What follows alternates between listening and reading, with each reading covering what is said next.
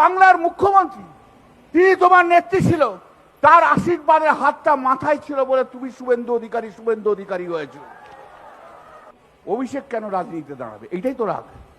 আরে অভিষেক বন্দ্যোপাধ্যায় তার হাঁটুর কোয়ালিটিতে তুই এসে পৌঁছতে পারবি না। হাঁটুর যা এসে কি বলছেন কল্যাণ বাবু? একটু ভেবেচিন্তে বলুন। অনেক তো উল্টোপাল্টা বলছেন। হুঁশে আছেন আপনি? হুঁশে নেই তাই উল্টোপাল্টা বকছেন। বলছেন যে শুভেন্দু অধিকারী হতো না মাথায় হাত না থাকলে দিদি। আমি বলবো শুভেন্দু অধিকারী বা শিশির বাবুও না থাকলে আপনার দিদি কখনো মুখ্যমন্ত্রী হতো না, আর আপনিও এমপি হতে পারতেন না।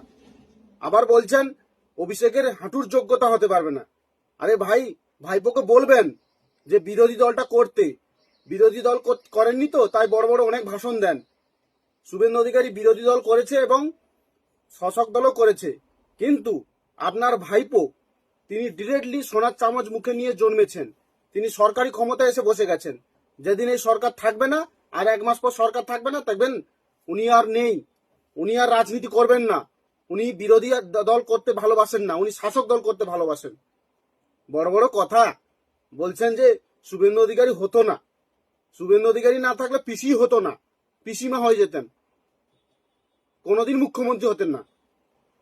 পূর্ব মেদিনীপুর জেলা সবসময় পথ দেখায়, এটা মনে রাখবেন।